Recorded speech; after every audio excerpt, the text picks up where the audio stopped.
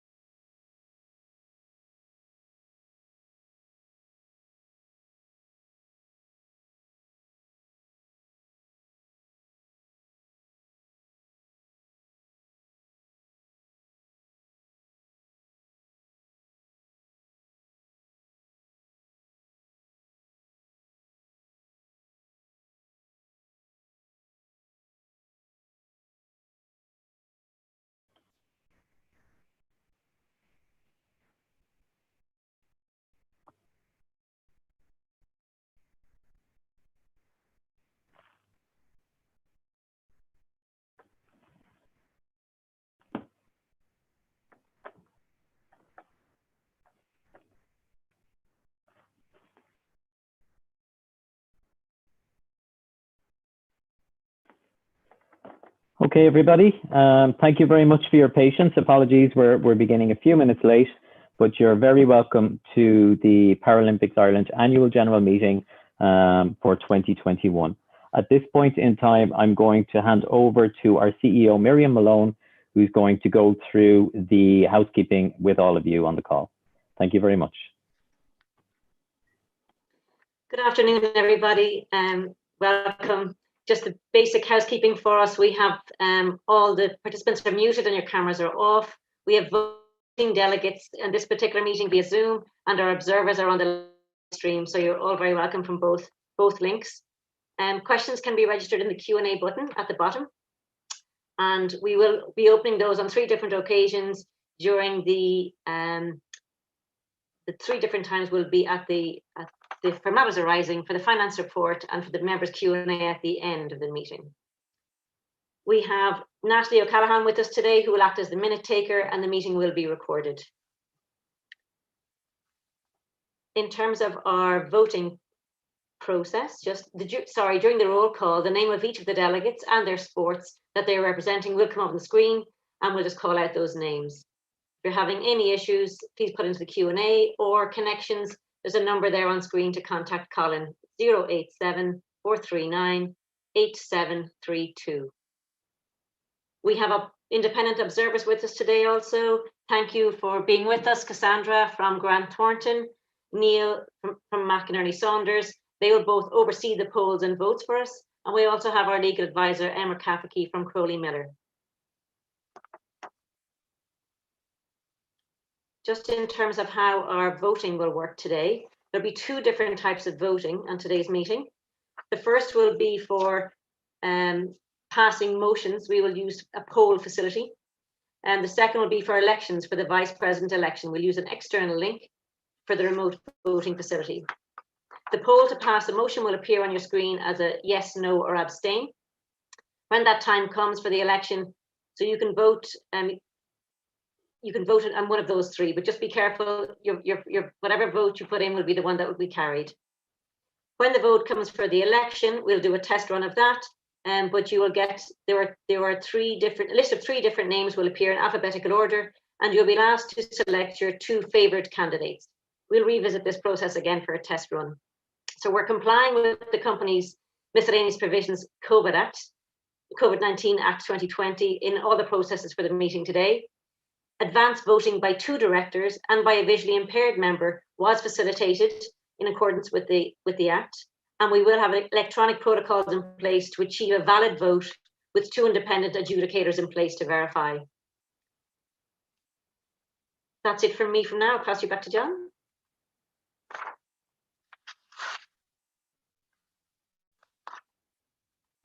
Yeah, there you go. I have myself on mute. There's always one in the room. So thank you very much, Miriam. Today we're having our statutory meeting of Paralympics Ireland, and this is, of course, in these strange times, an online meeting, which is acceptable and within the guidelines. I have to bring to your attention at this stage that the meeting is outside the dates of our constitution, and as such, I'm requesting the members' permission today to go ahead with the meeting as planned. All timelines for notice and the papers for this AGM have been adhered to. So a poll will appear on your screen, and I'm asking you to enter now your preferred option as to whether the meeting can go ahead today.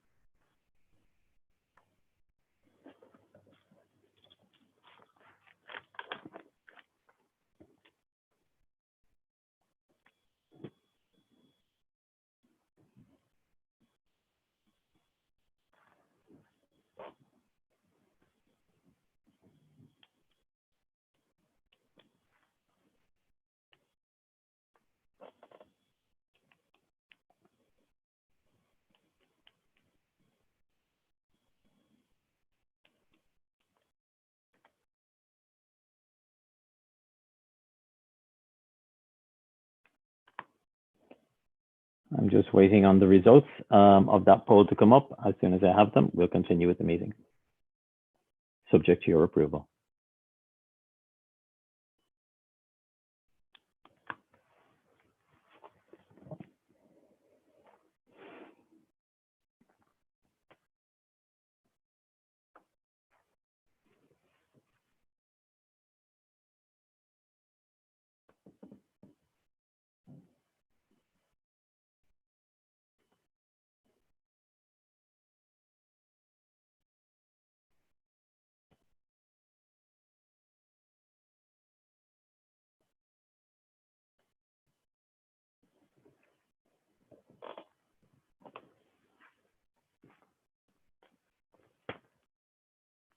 Okay, thank you very much. As you can see on your screen there, we have 23 in favor and 2 abstentions. So the vote meets the approval of the quorum, so we shall proceed as planned. Thank you very much.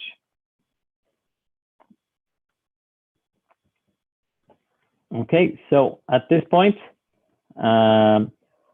I would like to welcome Minister Jack Chambers to address the meeting. Minister Chambers and his government officials have been very supportive and have taken a keen interest in Paralympics Ireland as we move towards Tokyo this year, meeting with us regularly and providing support. So Minister Chambers, we're delighted to have you on the call today, and I'd like to call on you now to address the meeting.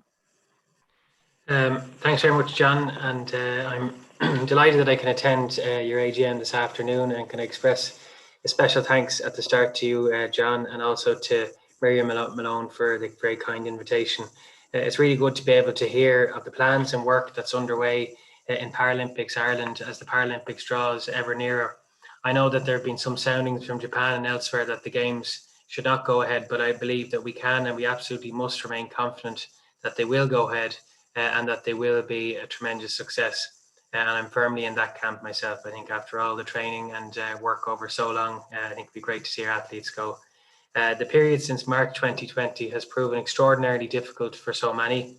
Many lives have been tragically lost, and we must never forget that even as we look forward to such joyous and wonderful events such as the Paralympics in August, all sports have shown great resilience in the face of the global pandemic. They've stayed active and have been innovative in incorporating restrictions into their daily training environment. The government was pleased that it could play a role in helping to bring that about. The elite athlete exemption allowed all our high-performing athletes to return to training early and bridge the gaps in their own training regime. And I'm acutely aware that the Sport Ireland Institute has worked extremely hard and with great dedication and commitment to keeping the show on the road, as it were. I'm sure that I speak on your behalf when I say thanks for all that they've contributed in their efforts to support our athletes. I can also imagine that the decision to help athletes by safeguarding the carding system last summer was also greeted with a measure of satisfaction, if not relief. The government was acutely aware of the importance of giving our athletes much needed security during that difficult time. Athletes and sports alike suffered a great blow with the postponement of the games last year, but you've also shown such great courage and determination to maintain your focus in such uncertain times. And now we are emerging from that uncertainty, we can look firmly towards Tokyo later in the summer. I would like to commend the work and strong collaboration that has taken place between the governing bodies, Paralympics Ireland, the Olympic Federation of Ireland, Sport Ireland, and my own department in supporting our athletes. There's no substitute to working closely together with a common purpose and aim. Strong partnerships have been forged that can only be of benefit to parasport in Ireland. Indeed, the fruits of that collaboration were in evidence when there was a great performance by the Paralympics Ireland swim team at the European Para Swimming Championships in Madeira last week, where they won 5 medals. And a special word of congrats to Nicole Turner, who won 4 of those medals, including 2 silver and 2 bronze in an outstanding week. And we should also applaud 16-year-old Roisin Irene, who won a bronze medal at her first ever major event. Several of the athletes also had excellent personal best performances. I would like to wish the best of luck to the Paralympics team that will be competing at the European Championships in Poland next week as well. Several members of the team performed excellently at the City of Lisbon at the weekend. It was great to see so many athletes improve on their performances ahead of many of the Europeans. At the start, I mentioned a man that in many ways is Mr. Paralympics. On your behalf, can I thank John Fulham for his extraordinary service to Paralympics Ireland. He's had a lifelong association with Paralympic sport from his time as an athlete, volunteer, board member, and ultimately president. We wish him all the best in the future and hope that he will stay involved in some way. And as I said, John, since my role and my engagement with Paralympics Ireland, you've been incredibly positive and proactive in everything you've done to promote the sport. And as well, we all recall your appearance on the Late Late Show and your excellent performance there as well. So thank you so much, John, for everything you do for sport and your leadership in this role. And I think we all commend you in that and thank you for your service. Can I also mention Nasser Russell, who's been appointed as the Director of Sport and Chef de Mission for the team. She'll work with the established high performance team led by Dave Malone, along with the various sports and national governing bodies, to deliver successful games for Team Ireland. Nasa, very, very best wishes to you and the team in Japan.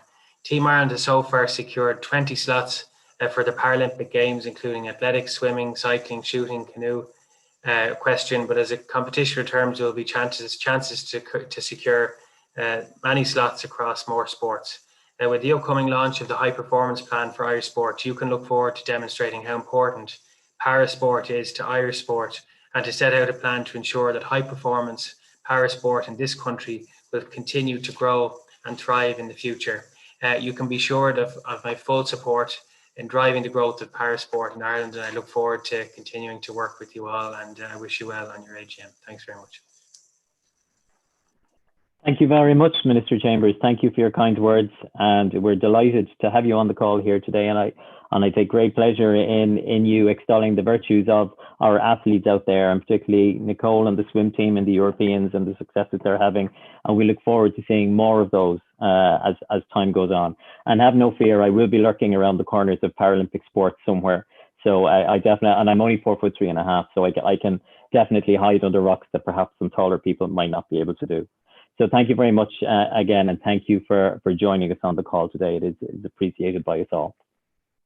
And moving on from Minister Chambers, I would like to take the opportunity, and it gives me great pleasure to do so, to introduce John Tracy, CEO of Sport Ireland. Back in the day when Paralympic sport really didn't feature very highly in terms of the, I suppose, the sporting environment in Ireland, John was the one who showed the leadership and led the way, and probably a little bit cajoled and pushed in that direction by our then Secretary General Anne Ebbs. but John showed the leadership to start supporting Paralympic sport in a way that it should have been supported. And I think we've seen the legacy that has been reaped from that. So John, it's my great pleasure to ask you to welcome you today and to ask you to address the meeting.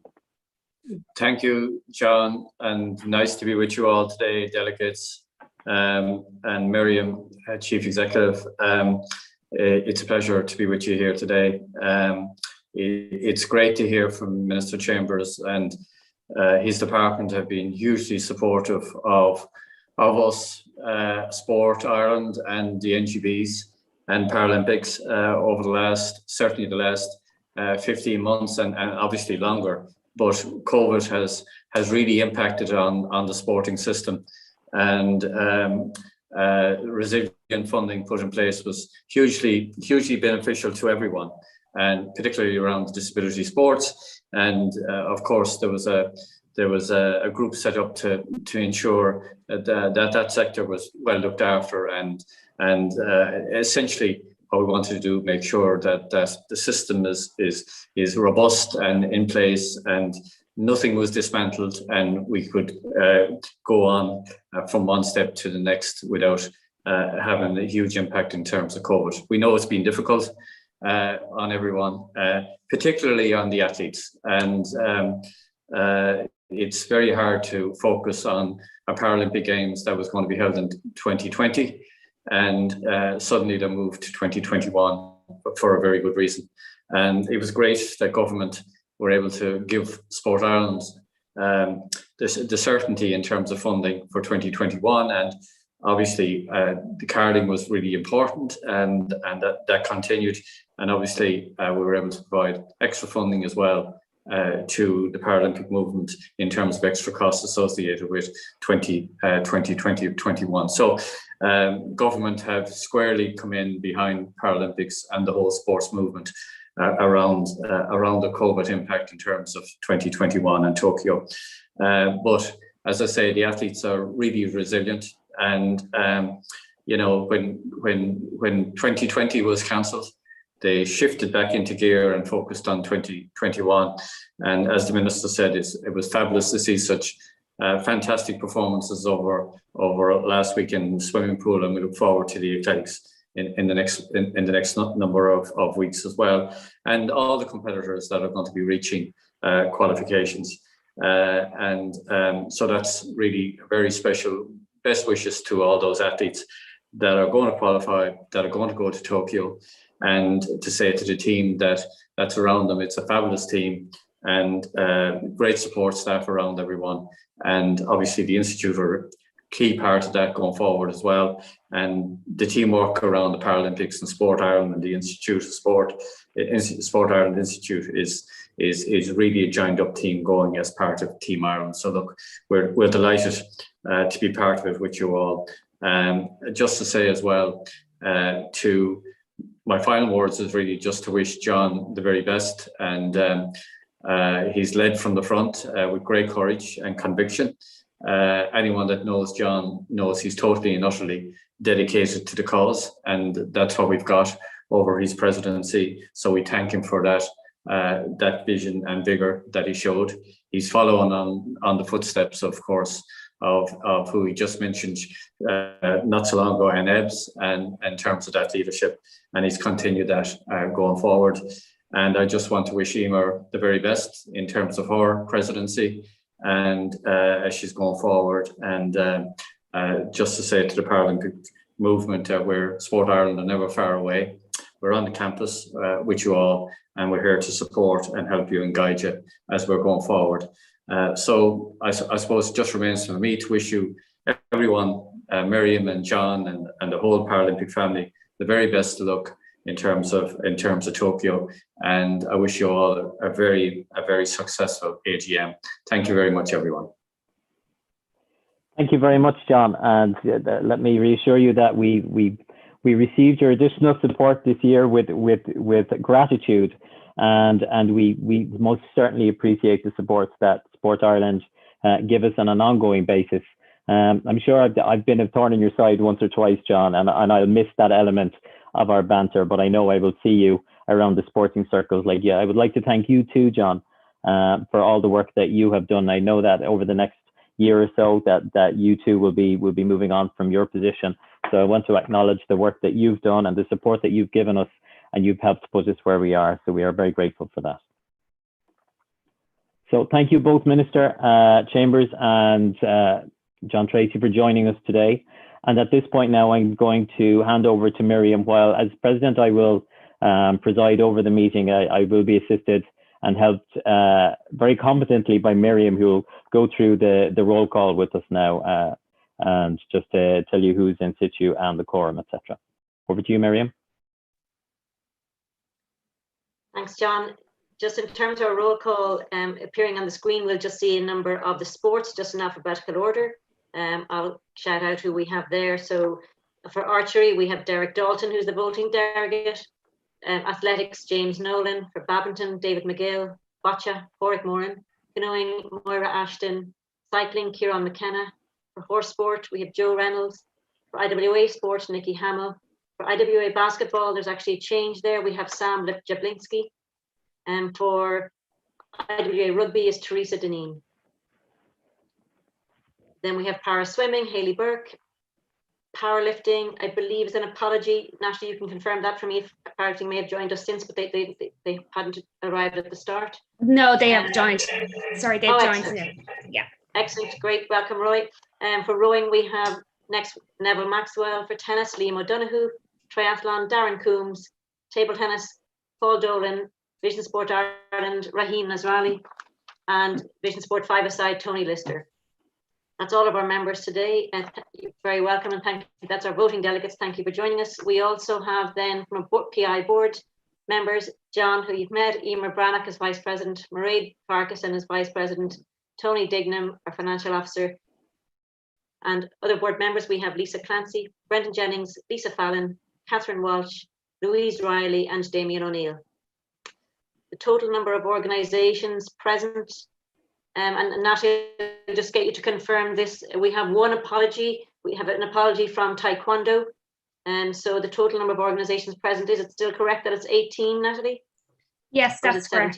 No, 18 is correct. One apology.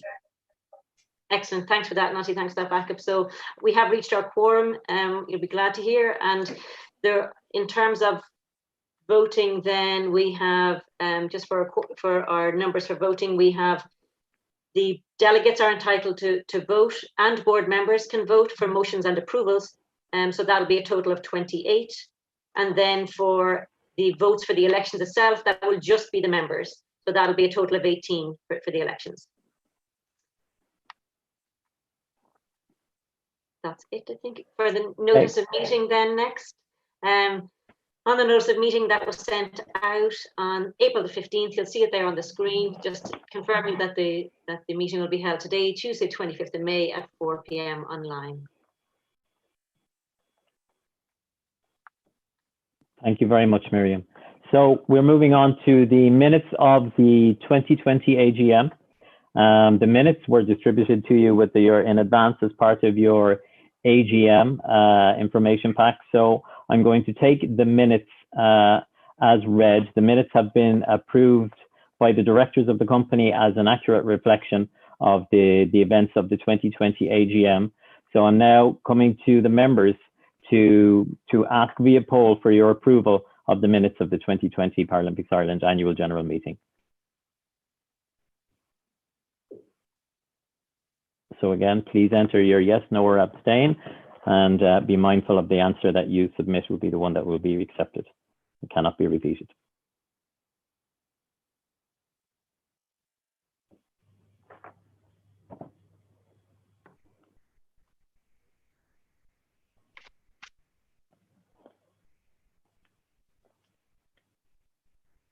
Subject to your approving the minutes of the 2020 AGM, if you have any matters arising or questions, please can you enter them into the Q&A, and then that we will open the mics to address any questions that you may have.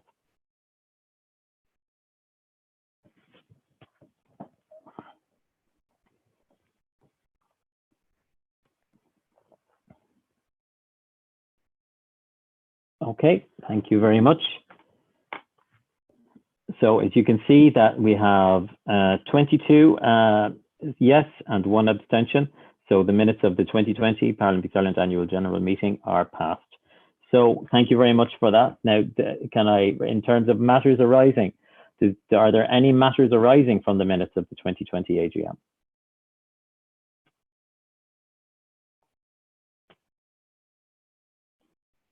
Okay, I can see no questions coming in or waving hands. So on the basis that you're happy with the 2 minutes of the 2020 AGM, thank you very much, and we will move on to the next item on the agenda, which is me. There you go. I should have paid attention to a little bit more closely to our presentation. So look, I'm delighted to be able to address you here today. And in the normal way of things at this time, I'd be sitting in the room with you celebrating the success of Team Ireland at the recent games and all the Paralympics Ireland, you, our athletes, coaches, staff, supporters have achieved over the past 4 years. But we can't, we're not in the same room. But we can safely say that the past year has completely reframed our definition of what is normal. It continues to be a difficult time, and as we move towards Tokyo and we start to gradually return to sport, there are still challenges we must face and hurdles to overcome. Yet, to be honest with you, within the framework of all that, I've seen successes which I think are worth celebrating. Our athletes have demonstrated their true resilience, adapting to the circumstances and keeping focused and using the time to seek out the small differences as they look to improve. Now, with the return to competition, they are starting to reap the rewards for that resilience. Light at the end of the tunnel. Our swimmers in the Europeans, a prime example of that, and our athletics crew going over to the Europeans shortly. I hope to see more of those rewards. And you, our members, your staff, and those in Paralympics Ireland have kept going, kept sport alive in whatever means, in whatever way we can. This is what defines Paralympic sport and makes us proud to continue the work that we do. But again, we're acutely aware of the uncertainty and the increased levels of anxiety in circumstances that can change so quickly. Separation from support networks, separation from family, isolation from friends. The recent announcement of the vaccinations available to our athletes and our staff was most welcome and provides another additional layer of comfort as we move into the months ahead. Look, Tokyo is going to be a vastly different experience to any previous games. It will be complex and challenging, and you know what, it can yet be rewarding. Our team have worked tirelessly and continue to do so to ensure that the experience will be one where Team Ireland can perform at the highest levels. When Tokyo finishes, frighteningly, Paris 2024 is only 3 years away. Paralympic sport is growing bigger and stronger, and for Ireland to continue to have success at this level, the lens will have to turn to what we do and how we do it. As the movement grows, we cannot continue to do what we have previously done and expect different and better results. Working with you, our members, to develop the athlete pathway is a key strategic focus. We have demonstrated our commitment to this, with Nasa Russell recently being recruited to join our team as a sports director. I really encourage each of you to work with NASA, to use her knowledge, to use the team's knowledge to help build the development pathways. If I had one ask of you today, it would be to please show the leadership required in your organization to ensure that athletes with disabilities are a key part of your core activities. Even if you're at the early stage of this journey, the support will be there from Paralympics Ireland. The support will be there from disability organisations like IWA Sport and Vision Sport. They have a huge and long tradition of support in this field. We are grateful to Sport Ireland, and we are grateful to the government for their support, and look forward to continuing to discuss with them how the model of support for disabilities can best be adapted to ensure that our children have the role models for the future. For me, this is so important.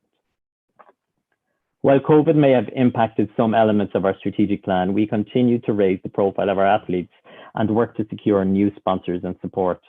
One sentence here from me today cannot describe adequately the work involved, but we will continue to keep the focus on the pillars of growth. The commitment of our sponsors has remained steadfast, and let's be honest, in what has been a really difficult time for their businesses as well. And I really want to thank them for their commitment to our athletes, our coaches, and our staff. Governance, doing our business the right way and with the right structures, it's a living journey and a constant area of focus for the organisation. We had planned to come to you with an updated constitution in advance of today, but preparation of this has taken longer than scheduled, and we said better to do it, to take the time to do it right. Some of the areas we're looking at include removing restrictions on who can become board members, reviewing the membership structures, term limits, gender quotas, all aimed at ensuring we are the best place to maximize our future potential. I'm very proud to say that Paralympics Ireland has always led the way on gender balance and inclusivity, with gender balance well represented in leadership and in the composition of our board. We will look to enshrine this in our constitution in the future. As a matter of fact, during my term, I was taken aside by our board for not having enough men. So there you go. That's it. Paralympics Ireland, by our nature, has always been truly inclusive. During the year, we lost 3 of our Paralympic family, with sailor Anthony Hegarty, archer Pat McLaughlin, and Michael Delaney, who participated in cycling and athletics, all passing away too early in their lives. We will miss them, and each of us will remember them fondly in our own ways. May they rest in peace. And each year there's coming and goings, like I just mentioned, but there are moments when those we are proud of change course, and moments when they move on to be a different part of their world. Amy Marin and Noelle Lenihan both retired from their respective sports of swimming and athletics. Glittering careers at the highest levels. Thank you. Thank you to both of them for the joy that their success have given us, and we wish them that well in their next adventures. So at this point, I want to just take a moment to recognise the team in Paralympics Ireland. Personally, it has been over a year since I've met any of the staff or any of our board directors in person, and I find that kind of strange and difficult. I found it difficult at times.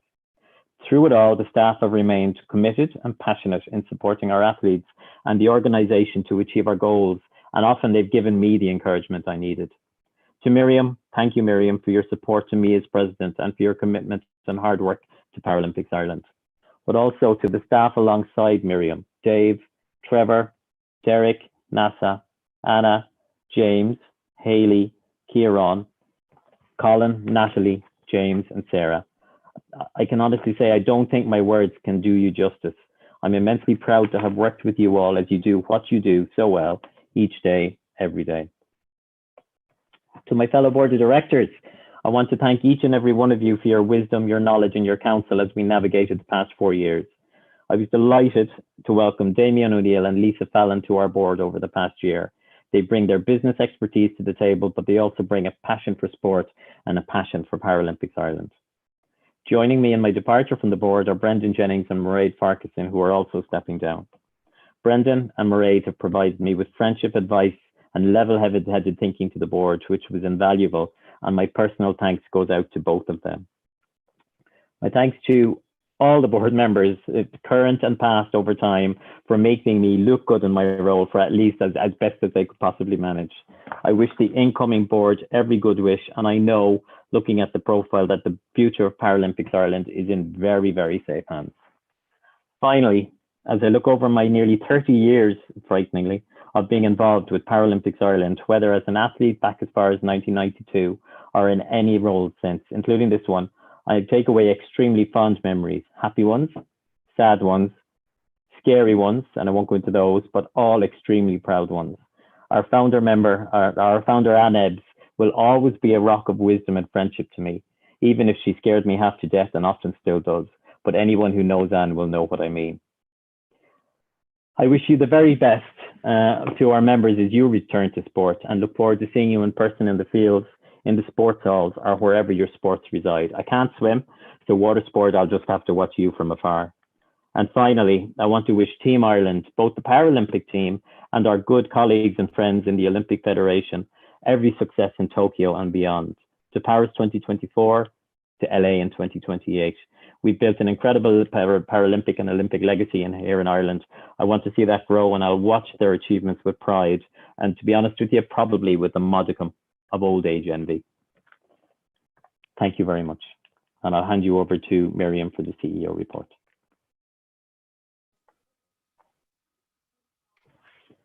Thanks, John. Thank you so much for that. For the CEO report today, I'm going to just start by covering off our anti-doping report. Anna Carolina May looks after all of our anti-doping in Paralympics Ireland. You can see there on the screen, we've had 45 tests throughout the last year, 9 with athletics athletes and 6 in six para swimmers, but no failures. So Paralympics Ireland really respects and supports Sport Ireland's anti-doping procedures. It's a really important part for us, and we very much respect that. Anna also looks after our classification for Paralympics Ireland, for our sports and for all the para sports. Worldwide, that's been a difficult enough task in the past while because the demand for classification has been higher than the opportunities available. So really glad that there's been a milestone. Anna was able to report to us just this week that all of Team Ireland and the sports going to Tokyo have had their international classifications completed or scheduled in the next 2 weeks. So well done to Anna. We're in good hands with her and all the work that she does on the classification side. So this time last year, at last year's AGM, it was in May 2020. It was a very challenging time. Everything we were gearing towards had stopped.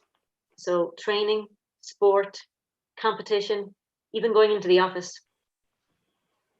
Financially, as we looked ahead, as we looked forward, we were struggling. We knew that there would be added costs due to the movement of the games, that there would be added costs that would be COVID related, and we had to maintain an additional normal year within our cycle. Also, we could not start building towards Paris yet with the games coming forward. And this was just on the operational side. So at last year's AGM, we looked at the business continuity model and talked about our actions around games postponement and our priorities at that time. Paralympic Games were reset for August 24th, 2021.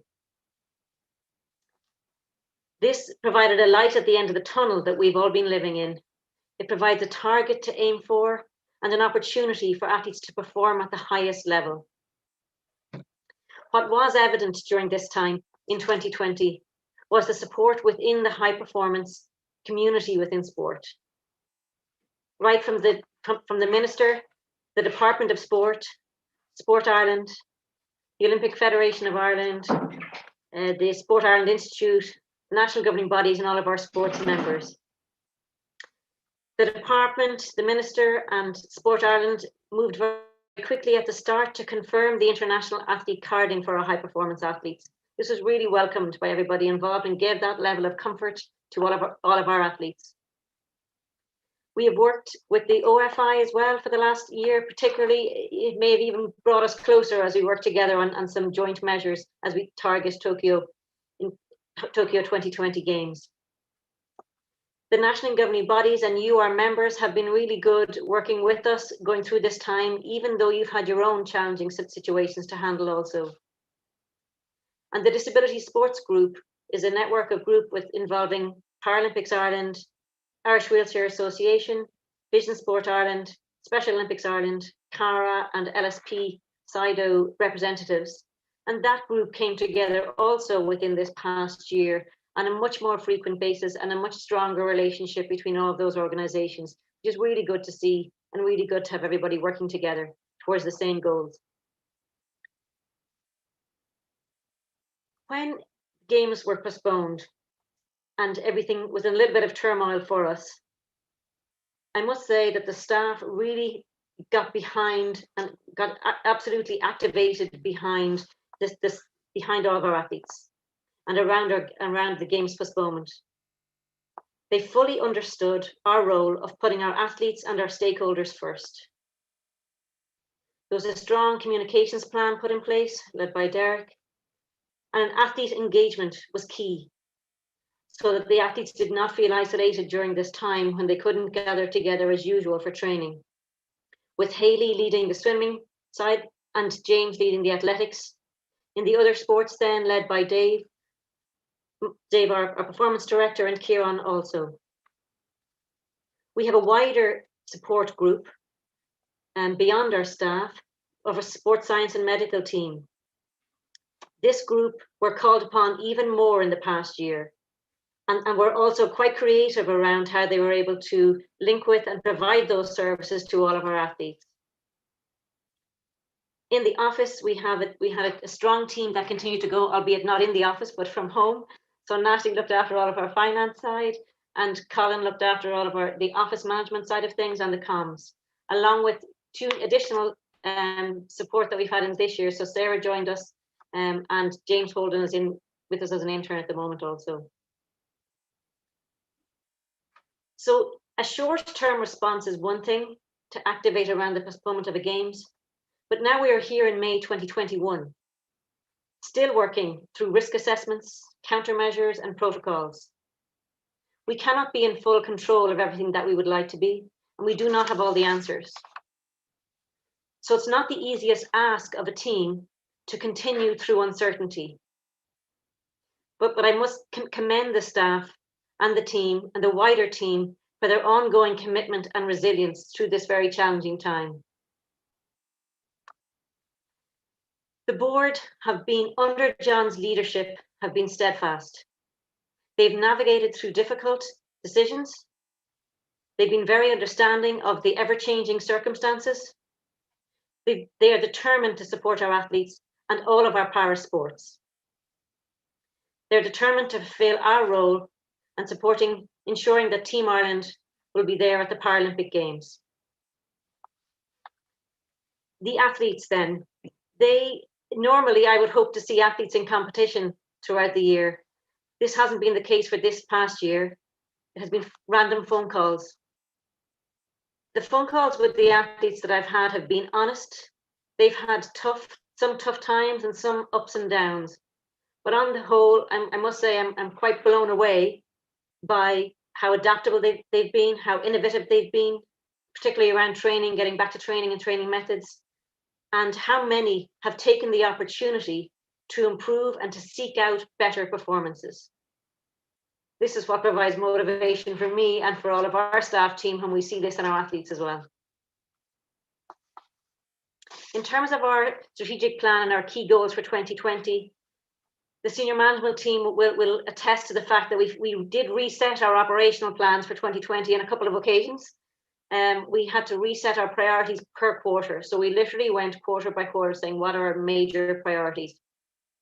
Sport, the high performance director, Dave Malone, led the way in the return to high performance training, in the reopening different phases of return to sport, and in revising selection criteria and constant adaptations thereafter as well for all of our sports.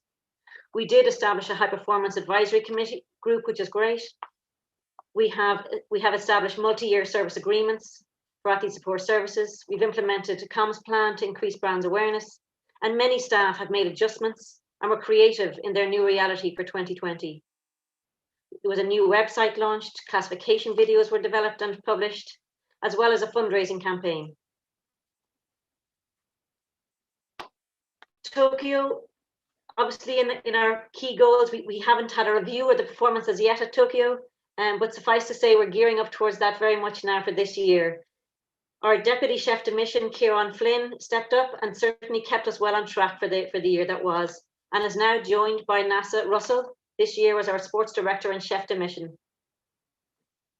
Nasa certainly hit the ground running, and as John mentioned, the Sports Director role is a key appointment for Paralympics Ireland as we recognise the need to engage and to provide more support to you, each of our member sports, as you work with para-athletes along their pathway in your sport, with the hope that some will reach their potential and come into us in the high performance side of things. So despite COVID-19 derailing many of our planned activities for 2020, we have managed to stay on track for many of the above goals. There are some goals that are carried forward into 2021 and future years. For example, the development of criteria for tiering Paralympic sports, the redesign of talent ID programs, and exploring our transition of sports with para-athletics and para-swimming, which was put on hold. Our thanks to Athletics Ireland and Swim Ireland, who have both been very enthusiastic and supportive. So as I said, despite COVID-19 derailing our plans, we're very pleased that so many of them have managed to stay on track. Finally then, our Next Level campaign was our first foray into online fundraising. It was led by our commercial director, Trevor O'Rourke, and strongly supported by our comms team of Derek and Colin.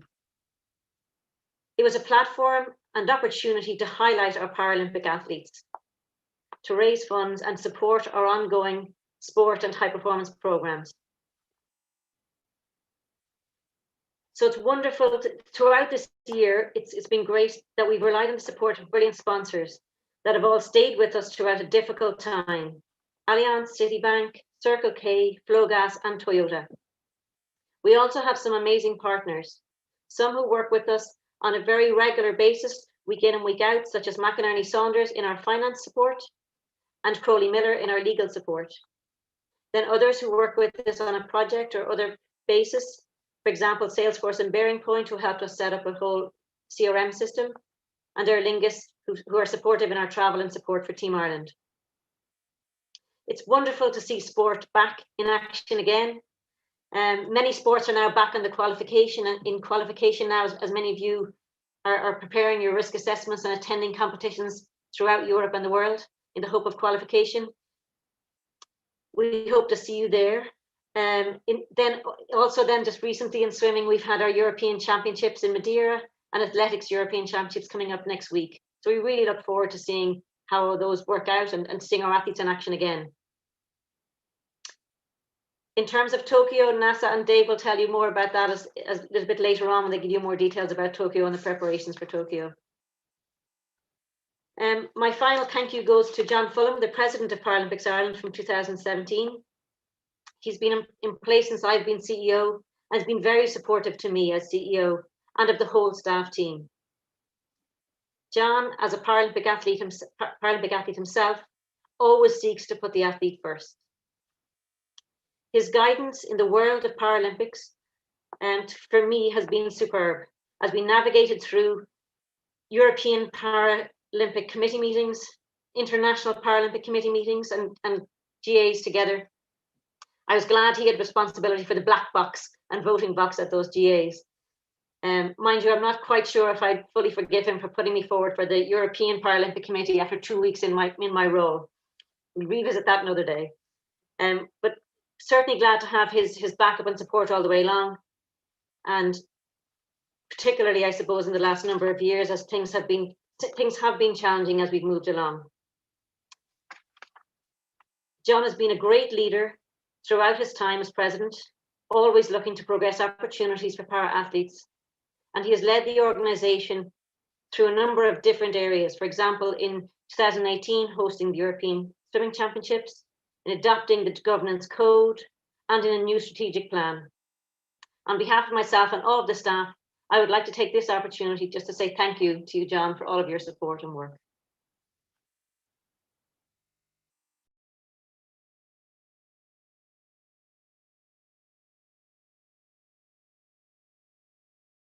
I'd hand over now to our financial officer, Tony Digdon. Thank you, Miriam. So I'm just going to take you through the financial report for 2020. I'm just going to highlight some elements that are included in the annual report that you have. So I'll just refer to some of the keys. So John mentioned some of the changes that have happened within the board. So this is on page 23 of the annual report, just confirming those changes that were reflected in the annual report, the resignations and new appointments. Okay. On page 25 of the report, just to draw attention to the surplus for the year, and I'll talk a bit more about this as we go through the financial statements. So 258,996 compared to 208,777 the previous year. And it sort of ties into the reserves policy. We in Paralympics operate on a 4-year cycle. Obviously this year it's been 5 years since the previous games, but over those sort of 4 years we look to build up reserves. The games year is always an expensive year, so we're always looking to build up both cash reserves and retained earnings to allow ourselves to fund the games. One of the things that we've introduced this year into the accounts, it's always been there in the background, is a reserves policy. So it's a policy of maintaining a minimum reserve of 250,000 So ideally, we don't want to be dropping below that in a games year, and in non-games years, we want to be building up sufficient funds so we can fund the games and still retain that 250,000. This information, this is on page 26 of the annual report. And governance and management. Sorry, can you just go back up? So yeah, the governance and management there, you see the various different committees. So it's updated there within the annual report. The audit and risk, governance, strategy, athletes commission, and bocce subcommittees, and all of the members of the committees and details of meetings. So all very effective, all very active. Even in the year that was with COVID, all of the committees still met regularly, albeit via Zoom. Okay. So the governance code it's page 27. So Paralympics Ireland was added to the governance code registry of organisations as compliant since the beginning of 2019, and the board we expect to be in a position to confirm compliance by 2021 for the charities governance code. So all on plan in relation to the actions that we need to take in relation to the governance code. So the next thing I just want to draw your attention to from the annual report is the conclusions on going concern. So we've got a clean bill of health from Grant Thornton, and again, we'd like to thank Grant Thornton for their work, and Natalie and Miriam for the work that they did in supporting the audit process. Again, everything went very smooth. Again, with the extra challenges of everybody trying to do their work remotely. So well done to everybody who's involved in that process. Okay. So the income statement which is on page 33. So you see here that the income was down year on year from approximately 1.9 million in 2019 to 1.6 million in 2020. And I'll talk a little bit more about that. Part of that is because some of the income has been held back effectively in reserve and deferred to 2021 to support the games in 2021. So we'll go into that in a little bit more detail. And if you see there that the balance sheet is on page 34 of the annual report, the cash and bank figure, again, as I said, we're building up the reserves, so both the cash figure and the accumulated reserves, accumulated funds, to allow us to fund the games, which every 4 years are extremely expensive. So 1.6 million nearly in cash built up, and retained earnings of 883,000. And I'll go into a bit more detail on the creditors figure, which includes quite a significant amount of deferred income. So where we've received the cash and we'll be releasing that income into 2021 to support the games. Okay. So this is just the breakdown of the grants, or breakdown of income. So we've got our Sport Ireland grants, our fundraising, other income. Fundraising in particular would have been quite impacted in 2020 versus what we would have been expecting. Quite difficult to do a lot of the activities that we would have been expecting, and even in 2021 again impacted. But I think we were certainly comfortable that we have and will have the funds necessary to support the games in 2021. Okay. So here you can see the Sport Ireland Performance Grant, and that's where the additional funds have been held back. The funds were received, but were held back in deferred income to be released in 2021. So that was the main area where our income was down versus 2019. You'll see there that the government grants via the wage subsidy scheme for a number of months were received. We did a review of the criteria, and given the impact on our income, particularly on the sponsorship, fundraising and other income, and other, I suppose, impacts that COVID had on the organisation, that we availed the wage subsidy scheme for a number of months, which resulted in that income coming in, which is reflected there as government grants. Okay. So here we see the deferred income figure. So this is where we've received the cash, but the income won't be taken to the accounts until 2021.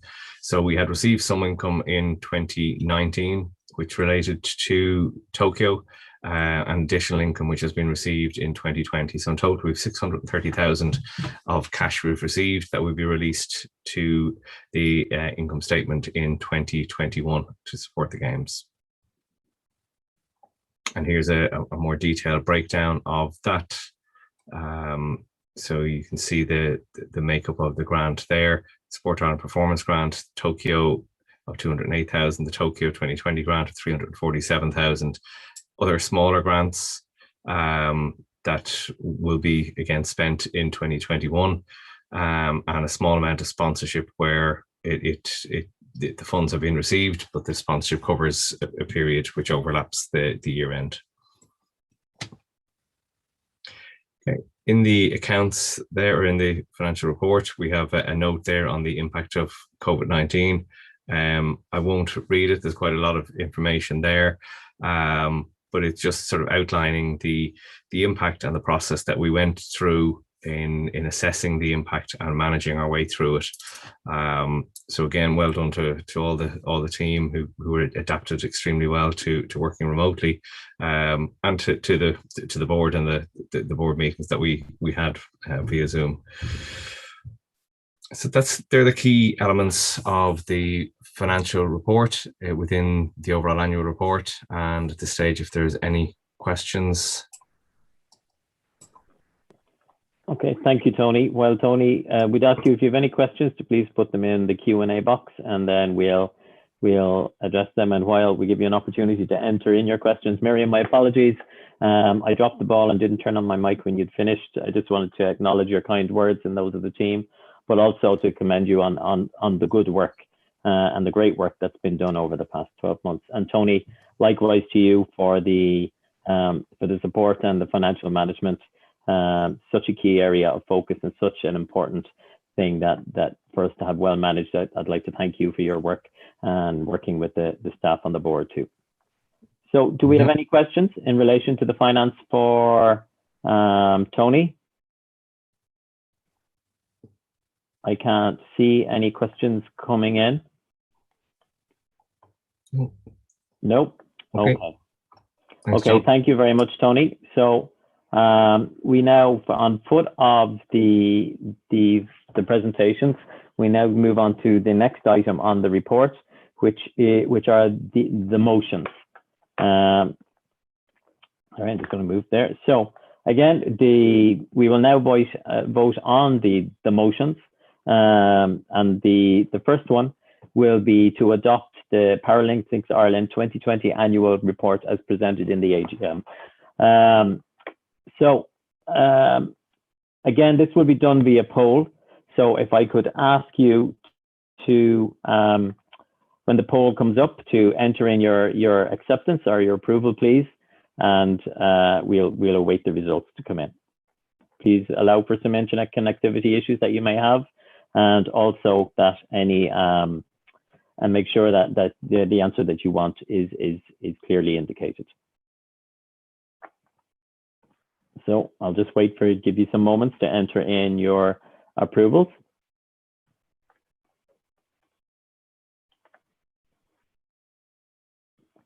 Again, we will be opening up the floor for questions and answers later in the meeting, but if you have any questions that you want to log in advance, please feel free to enter them into the Q&A, and at the time we'll deal with them appropriately.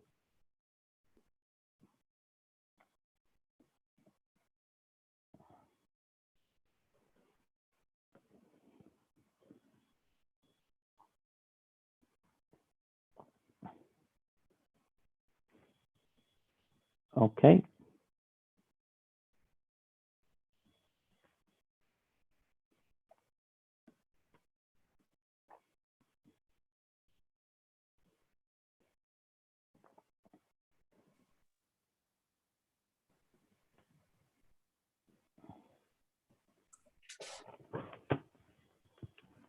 John, that motion is passed with 21% voting in favour and 21 people voting in favour and one person abstaining. Thank you very much, Neil. So I declare that the 2020 annual report is presented in this AGM, has been approved. Thank you very much. So now we move on to motion 2, which is the members of Paralympics Ireland adopt the 2020 financial statements as presented in the AGM paper as issued on April 14th, 2021 and audited by Grant Thornton.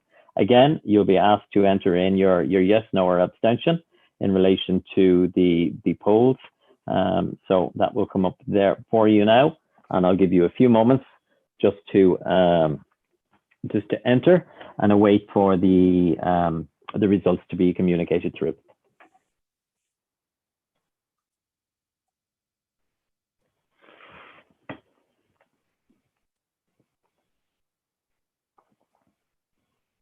Again, thank you for your patience. Again, these remote online meetings, they take a little bit more time to process things, which would normally be easier in a room.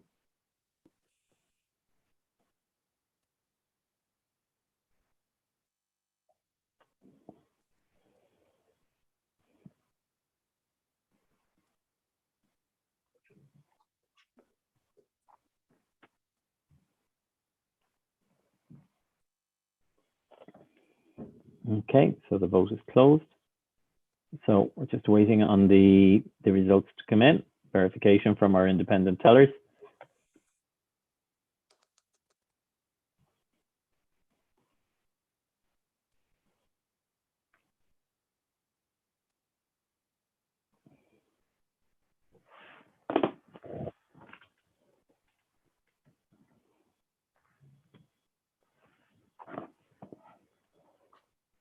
Okay, and just there we go. So as you can see, that the members have voted 18 in favour and 1 abstention.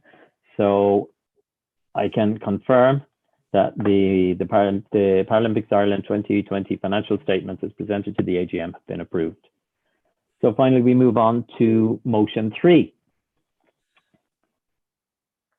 which is the appointment of the auditors. And it's proposed by the board, the members of Paralympics Ireland appoint the following as auditors for 2021.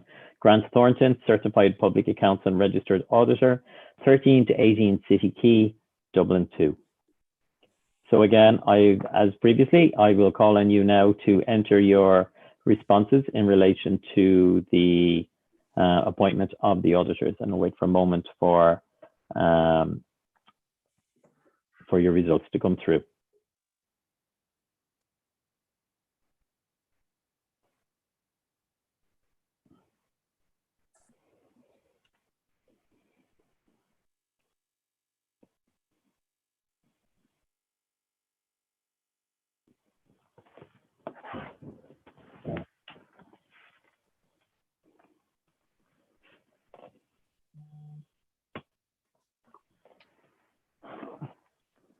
Okay. John, that one's passed again with 18 in favour and 1 abstaining. Okay, thank you, Neil. So I can declare that the motion 3 for the appointment of auditors of Grant Thornton has been approved by the meeting. Thank you very much. There were no other motions received in advance of the meeting. So now we move on to the next item on the agenda, which is the elections. And at this point, I believe I'm handing over to Miriam to do a test vote.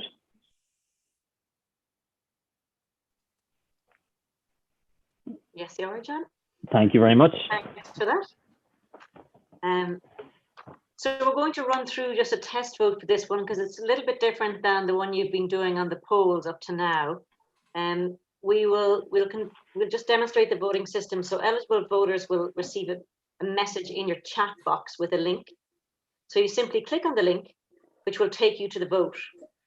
You must first register your name and your sport, and you'll be given a list of 3 options in alphabetical order, and you'll be asked to select your 2 preferred options. So you must select 2 options or your vote won't be counted. So when the vote has been accepted, then you close the window and you return to the meeting. So this is the sample one here. It should be in the chat box. You should see that chat link. If you want to go ahead, the question for this one is select your 2 favorite Paralympic medals. So bronze, gold, or silver.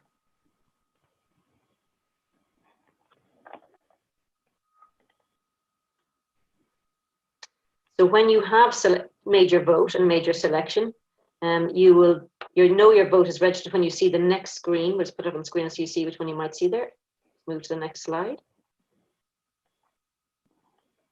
So that's what you should see and the link that you get when your vote is successful. If you have questions, you can put them into the Q&A box and we'll try and sort those out for you.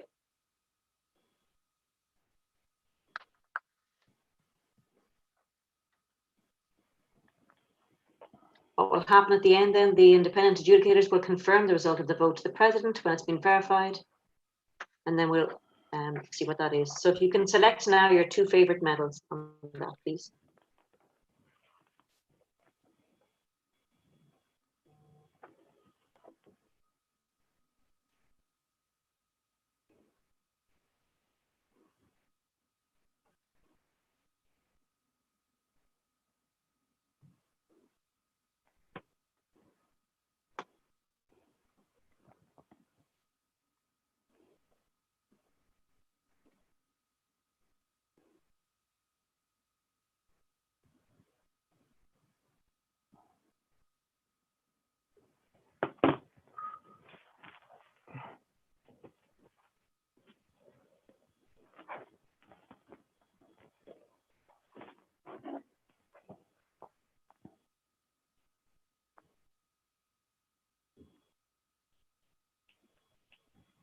Just waiting for the responses to come through.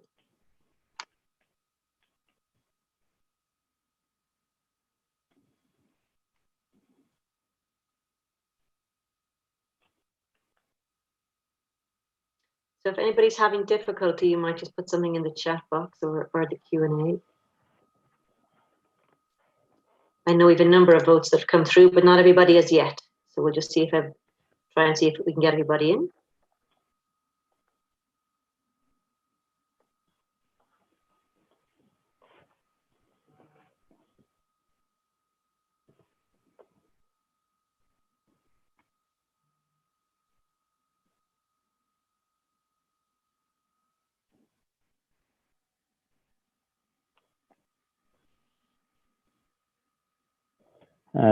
We're getting some comments here that it's indicating that it's not working.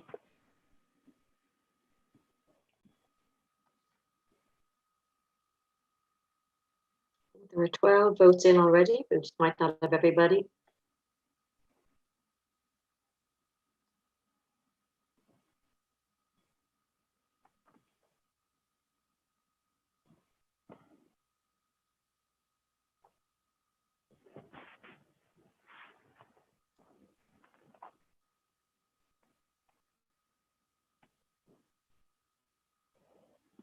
Some of the votes appear to be slow coming through the system, so please bear with us.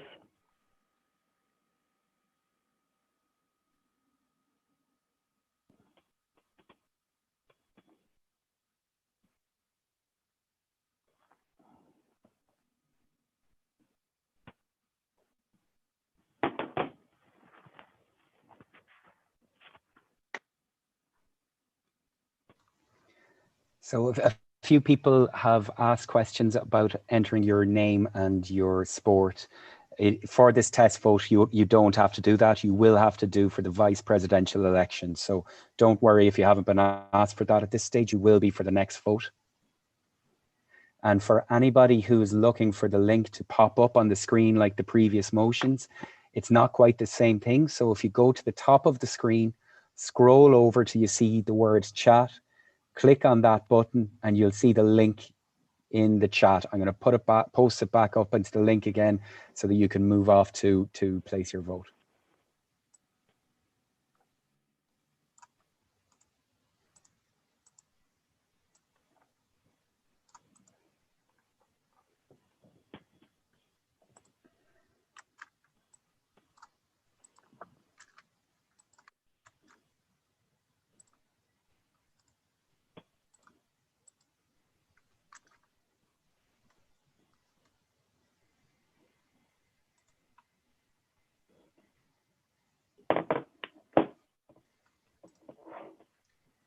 So are you asking now, Derek, anybody who hasn't cast a vote yet? We know we have 12 votes in, but if anybody has not cast a vote yet, to use the link on the screen on the chat box now.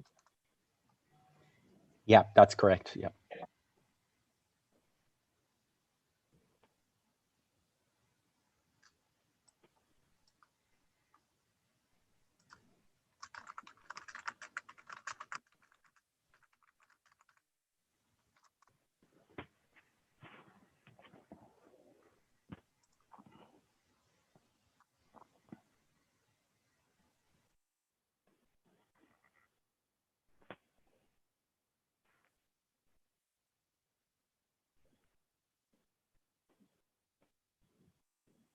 So we've 13 in for that one now. I think everyone's got probably the hang of it. Let's see if we can, will we progress and have a look then and see if that will work for everybody now that we've corrected those couple of little glitches for people, and see if we can progress on. Are you happy to do that?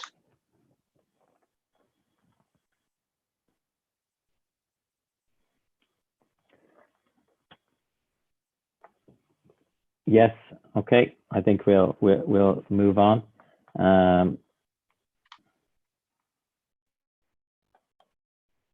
Okay. So if we can just move the slide forward, please. Okay. So in relation to the elections, there were 4 officer positions available for nomination for election. The president, 2 vice presidents, and the finance officer.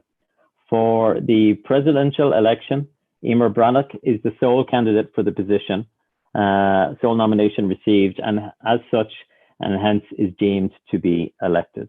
So, Emer, congratulations on your election of President of Paralympics Ireland.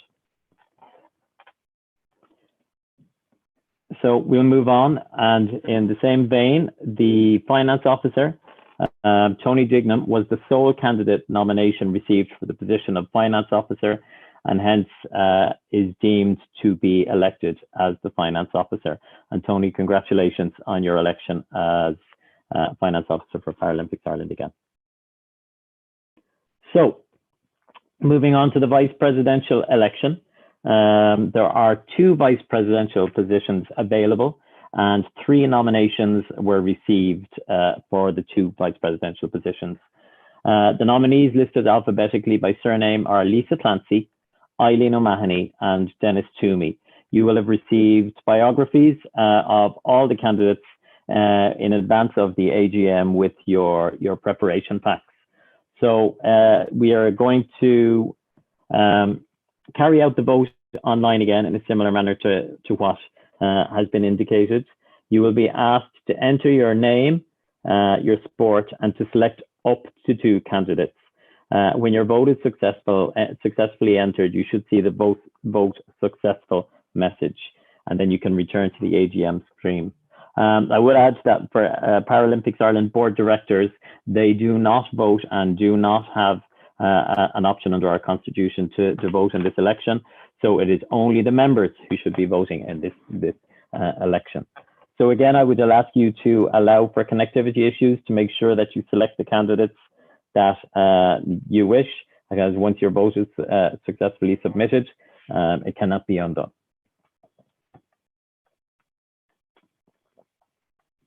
So the link will have been posted up there in the chat box, and while the vote is taking place, what we will do to allow the tellers the time to go through the results, I will confirm that neither Paralympics Ireland staff nor the board will have sight of the election, the nominations submitted by each member. Only the tellers will have sight of those. So it still fulfills the obligation for a secret ballot as under our constitution. John, for completeness, I'll give the results of the test vote. Interestingly, yes, of the 13 respondents, 10 favour gold, 11 favour silver, and 5 bronze. Okay, thank you very much, Neil. So in terms of the outcome of the vice presidential election, the 2 candidates who receive the most votes will be deemed elected. Should there be a tie for the second and third position, we will have to go back to you again for a further vote on that position.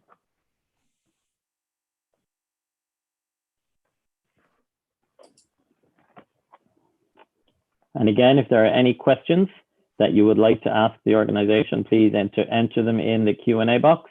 And while we are waiting, after the vote closes, while we're waiting for the outcome of the election, we will also start to address any of the questions that you may have.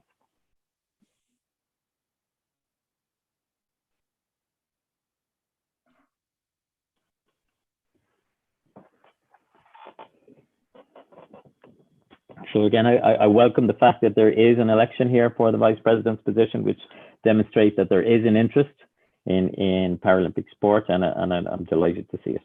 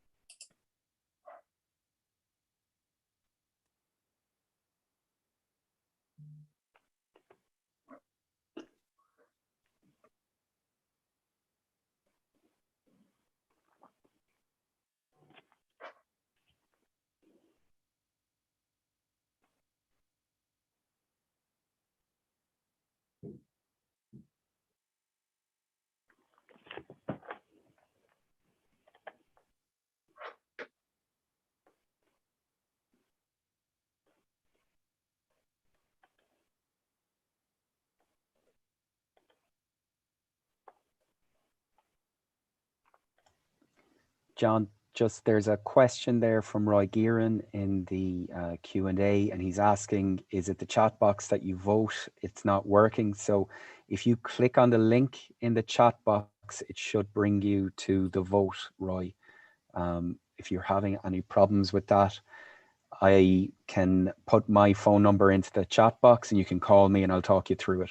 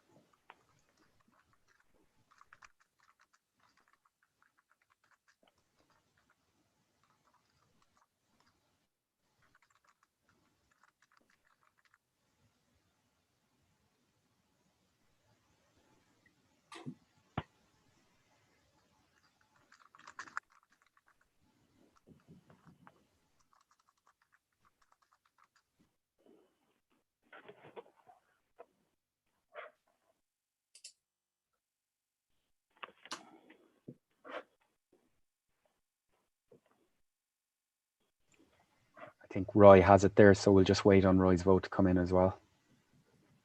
Okay. We now have 13 votes in.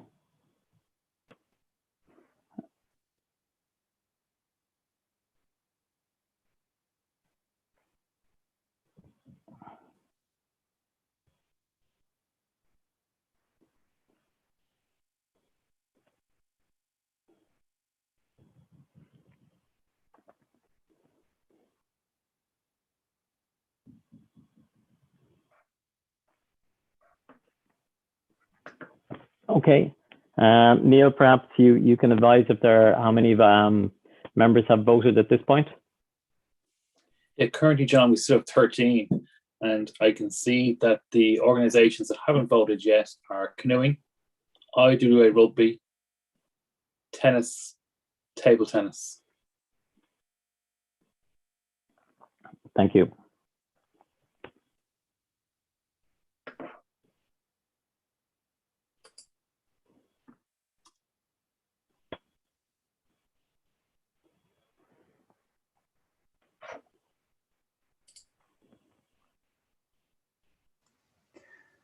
I believe Paul Dolan from Table Tennis may be having some issues. So Paul, my phone number is in the chat box there. If you want to give me a shout, I'll help you through it. Thank you, Derek, and apologies, people, for this process taking longer than planned. The joys of technology. Just see in the chat box there as well, Derek. Knowing and Tennis have both said that they voted, so you might just be able to check that one.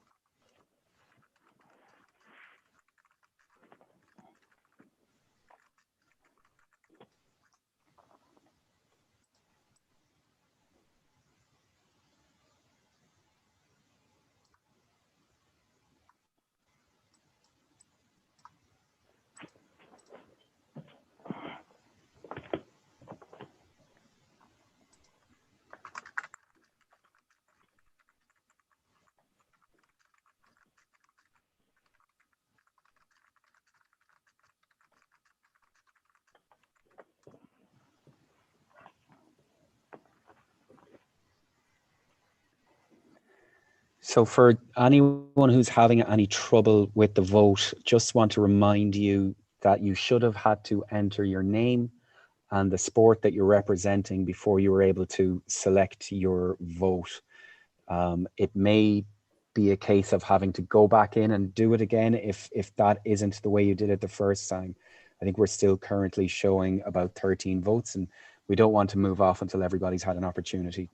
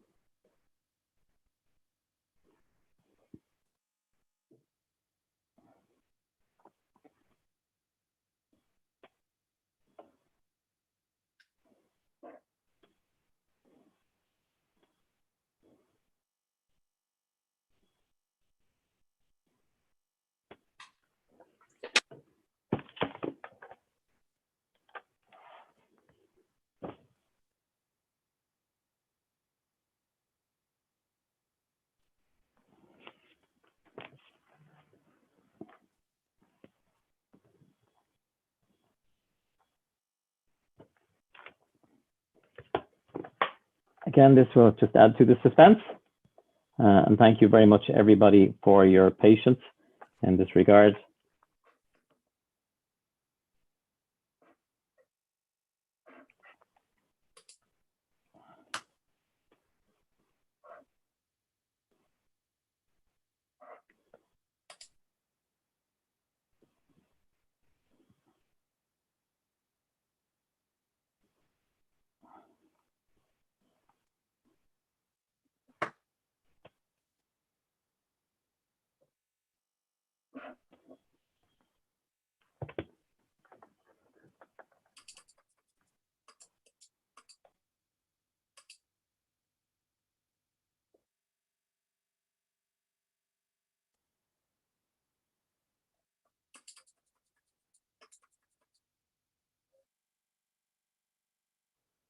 Thank you very much for your patience, folks. I'll be with you in one moment.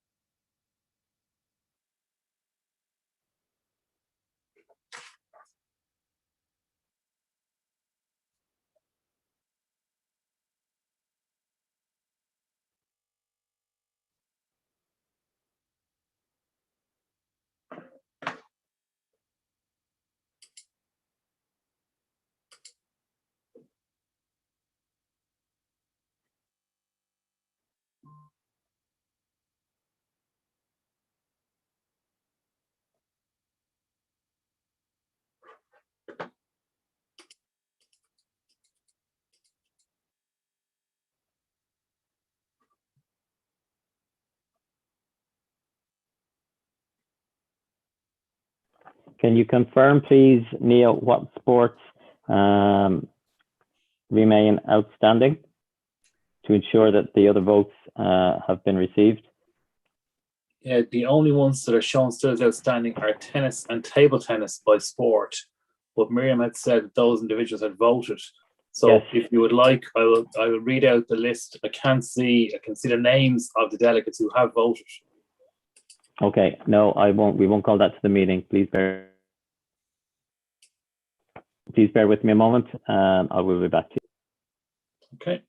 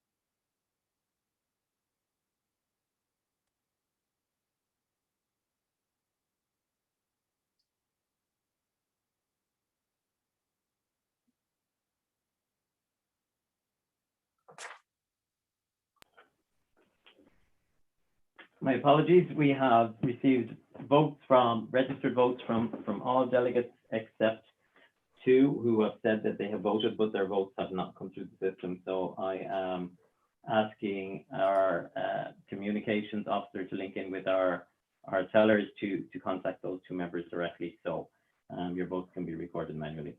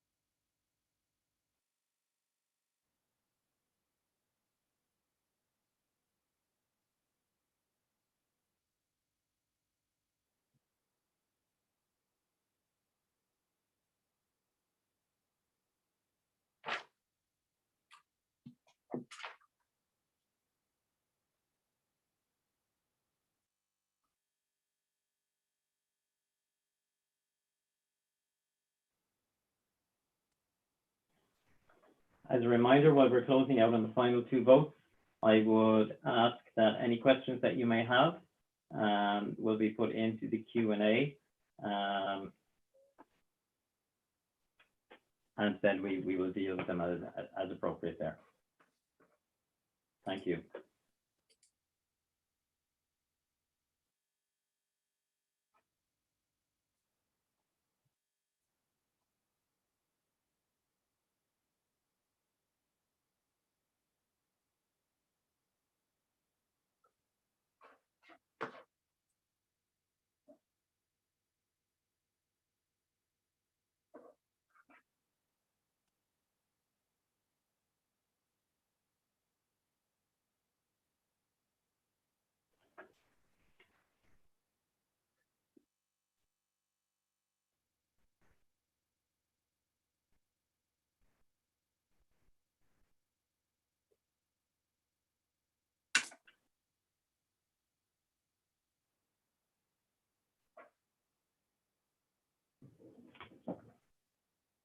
We are going to proceed with confirming the 2 outstanding votes directly via phone.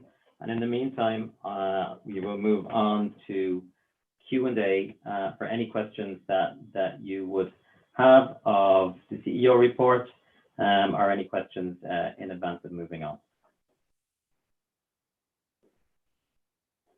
So do I see any questions coming in there?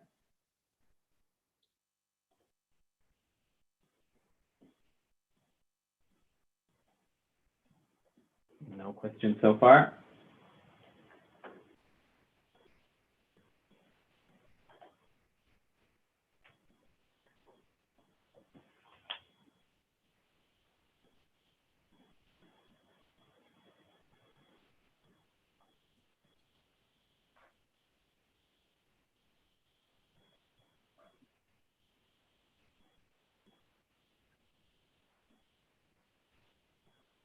Okay, I don't see any questions coming in.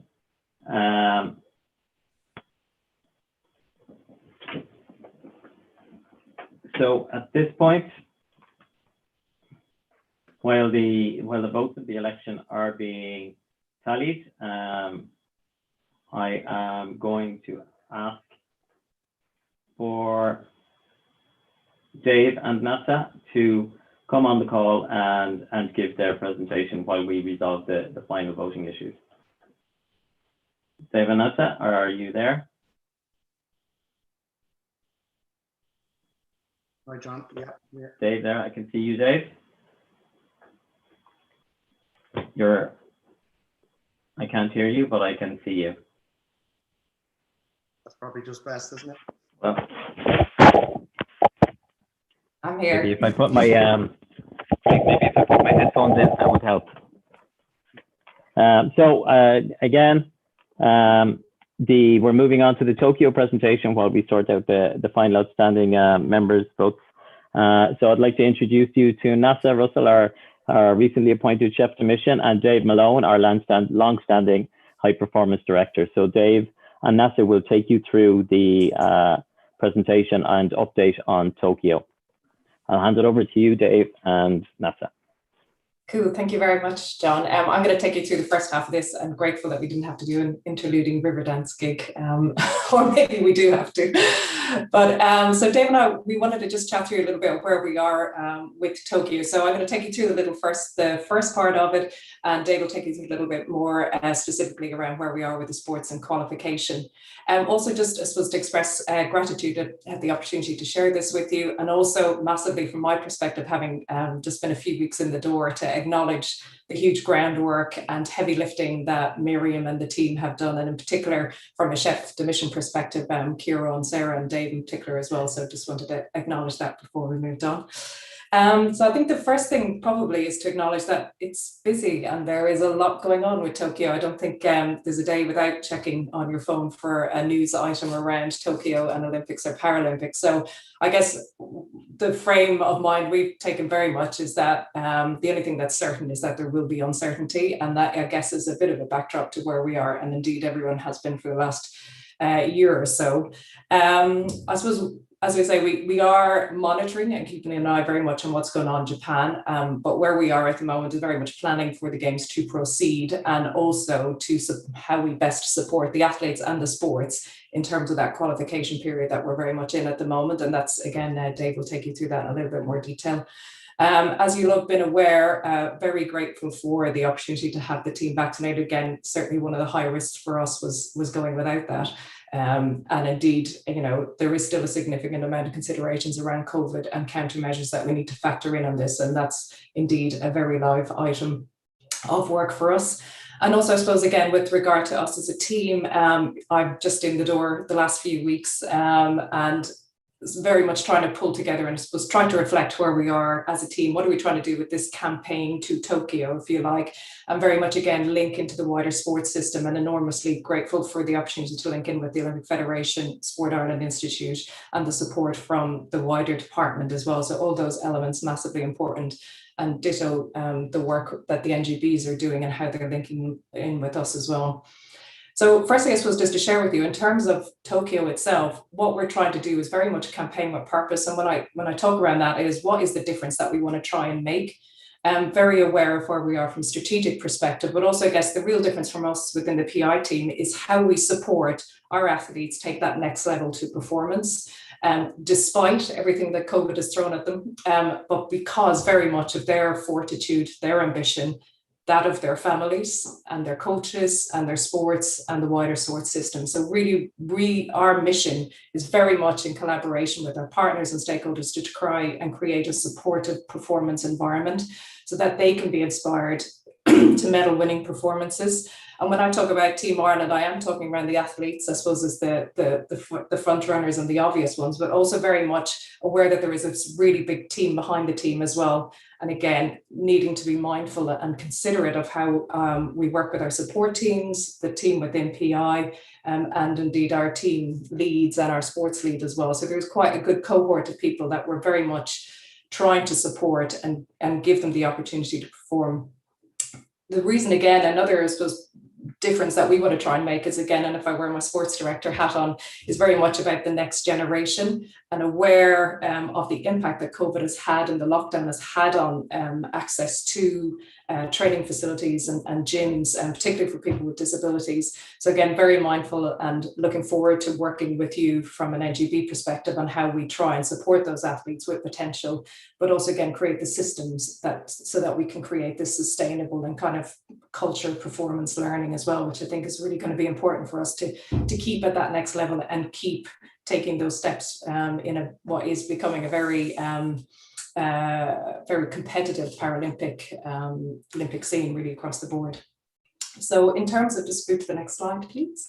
In terms of what we're trying to work on very specifically in order to try and create that supportive environment, and I suppose there's kind of three key objectives, and you'll forgive me if they sound a little bit happy clappy, but I am the mother of a 4-year-old, so everything in my reading age is rhyming at the moment. But what we are very much trying to do is firstly health, and think about how are we working together to establish and adhere the medical protocols and the COVID countermeasures that are really going to be necessary so that we can stay safe and allow our team to perform to the best. And again, there is a plethora of playbooks and textbooks that we have been studying, courtesy of TOCOG, and we're very much trying to adapt them and frame them. And again, there was only just another series of them released last Thursday, so we're very much trying to keep up to date with what's happening around that.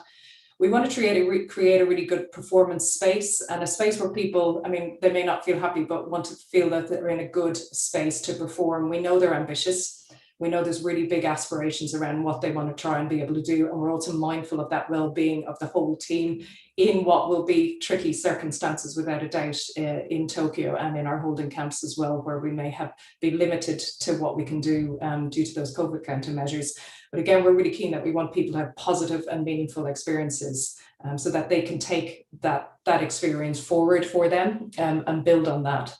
And again, I suppose the final bit again is really focusing in on those heroes. And I've just had a picture of Nicole there, I suppose, representing where the athletes are. And indeed, I find it really interesting as well that despite everything, that these guys are still producing PBs, which is a massive credit to them and to the coaching system that sits behind them. But we want to be really cheerleaders. We mightn't be able to sing or clap loudly, but we could probably shake a few Irish flags, and I'm sure we'll have some class of a dance that we can do in the stands. But as best as we can, we're trying to create that environment for them so that they can perform to their performances, and again, so that we can all, I suppose, reap the benefits of that virtuous cycle of where that profile and those performances can help us recruit that next generation of athletes and keep our system rolling forward. Cool. So next slide, thank you. So I guess how we're doing that at the moment, very much we're trying to look at that kind of wider team. We've started engagement sessions with a lot of the team leads, with our support staff, again, early days of doing that. But I guess very much the purpose is, and I suppose I'm framing this a lot of kind of one for all and all for one. So the behaviors and the consequences of how we go about our day jobs and our kind of tasks will have implications for the wider team. And again, because of the way all these COVID countermeasures are working. So really important for us to work as a team. Important for us to learn faster than our competitors. We have an advantage that we will have a smaller team and a good community of people that we know well. And again, we want to learn from each other. We're keen to set expectations. There was just some things that are go, no go in terms of how we will have to work. And also very keen again to capitalize on the learning of the experience that people have going abroad, competing abroad at the moment, with masks, with goggles, all those kind of elements that are now starting to be part and parcel of traveling abroad. And again, develop some really good practice and some really good principles for how we work together as a team going forward, so we can achieve that supportive environment, so we can support those athletes move to that next level.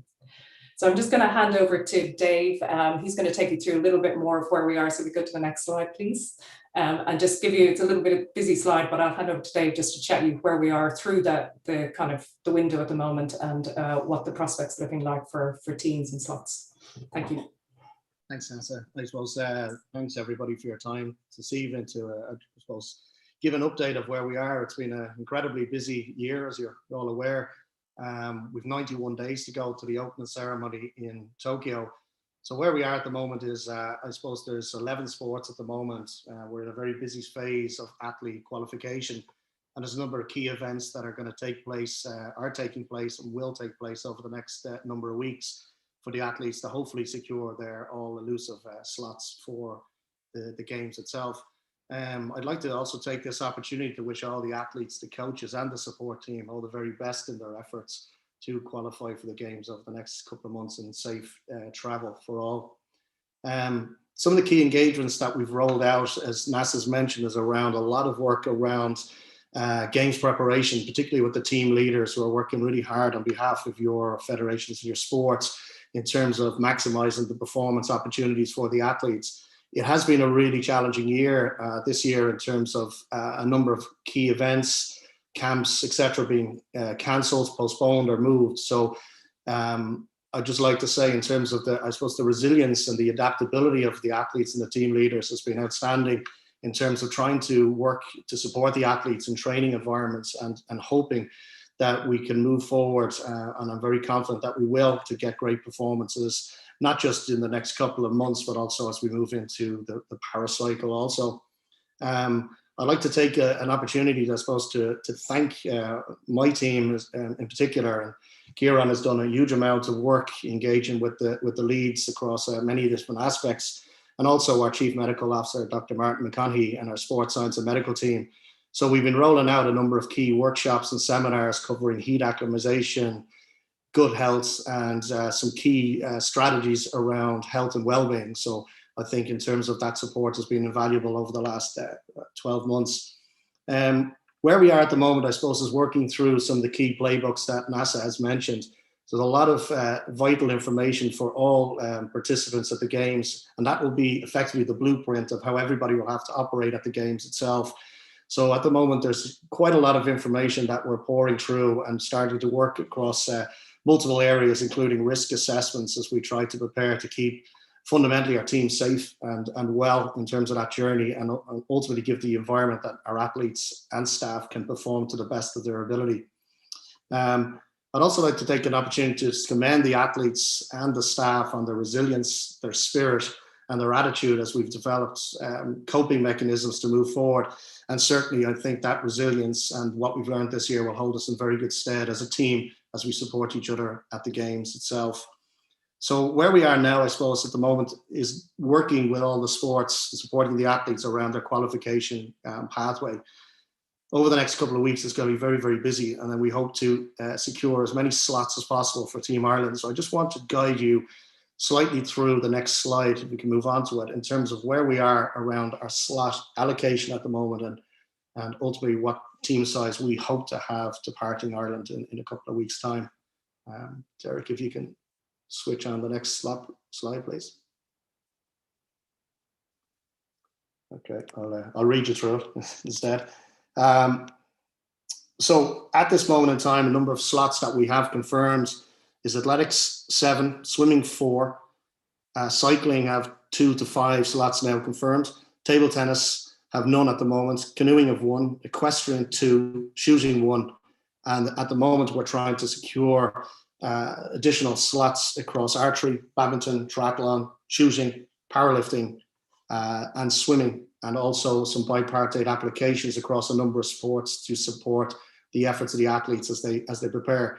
So we've currently 20 slots established across a number of sports.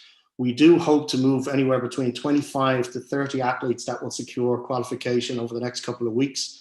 And we should have representative, we hope, across 11 sports, which would be tremendous, particularly through this COVID era that we're in. So thank you for your time and efforts today, and any questions, myself and NASA and our team will be more than happy to work through that with you.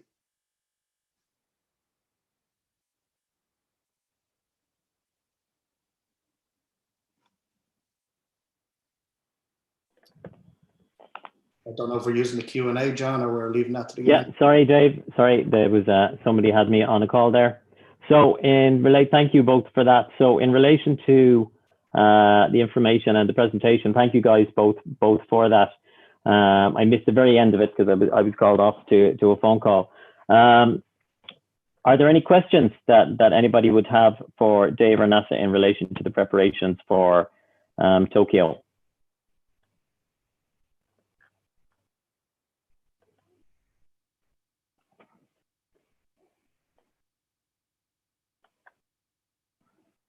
No, I don't see any questions coming in for you guys. I think you may have an easy ride today. Thank you very much for all that information.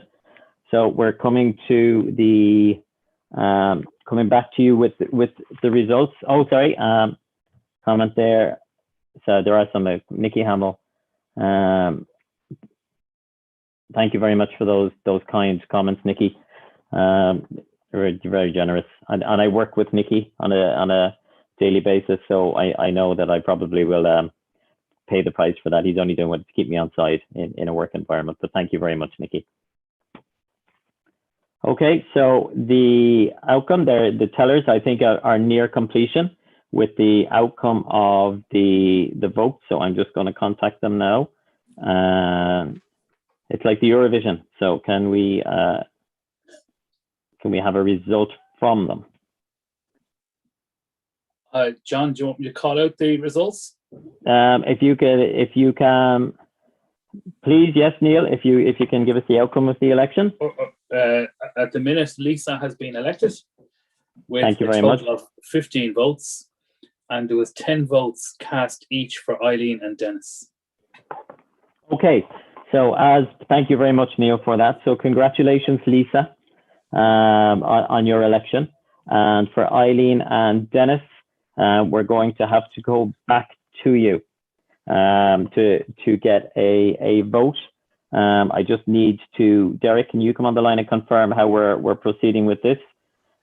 Yeah, okay, so Lisa has been elected. So this is a straight runoff between Eileen and Dennis. And there is a poll. It's the same as the motions. I'm going to launch the poll, John, when you give me the okay. You choose your preferred candidate of Eileen and Dennis, and it's first past the post, so whoever gets the most votes wins. Okay, thank you very much, Derek. So please, can you now put the vote on the screen for people to cast their vote? And again, this vote is only available to members of the organization. Board directors do not have input into this decision.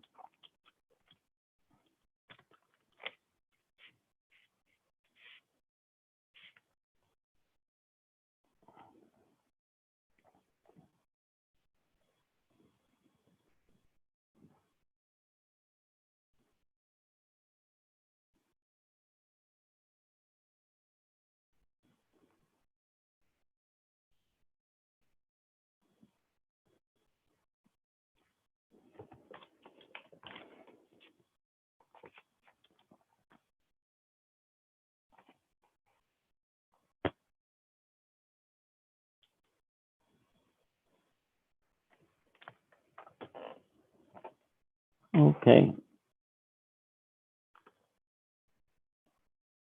Okay.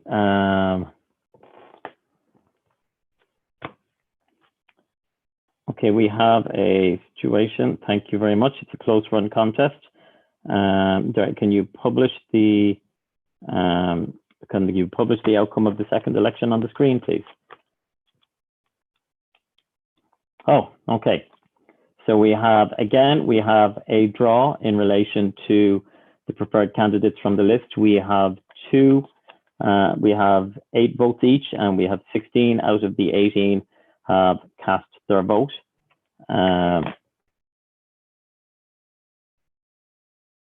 Can I ask, please? So I'm going to ask one more time. I'm going to ask Derek, can we close the poll, and can we relaunch? And I would ask that every member votes rather than abstain to try and help us avoid this gridlock. So Derek, can I ask you to relaunch the poll, please? And I would ask every member to vote to choose your candidate of choice.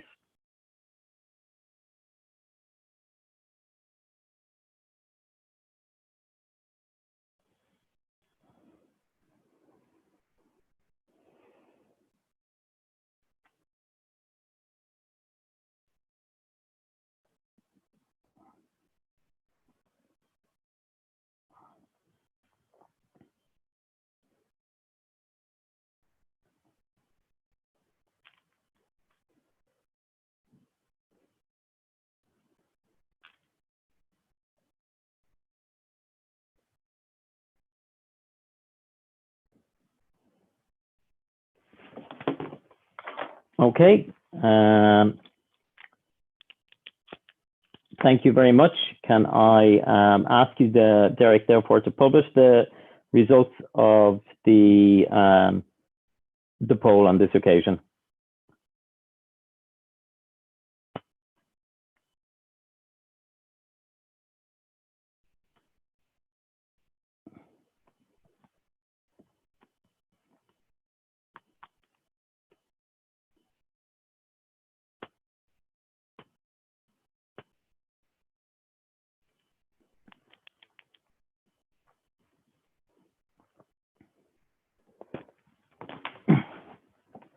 Okay, you can see the outcome from the preferred candidate list on this occasion, and I can confirm that Dennis Toomey has received 10 votes and that Eileen O'Mahony has received 6 on this occasion.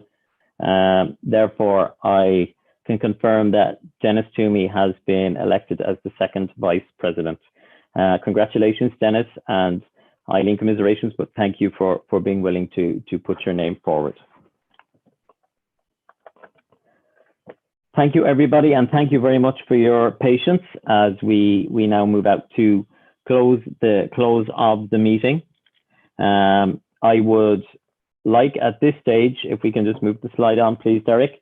I would just like to hand over at the end of the meeting that we have had no questions under questions and answers. So at this point, I'd like to hand over the close of the meeting to your newly elected president, Emer Brannock. And Emer, I wish you every success in the role. Thank you very much. Thanks, John. I'm really looking forward to the role.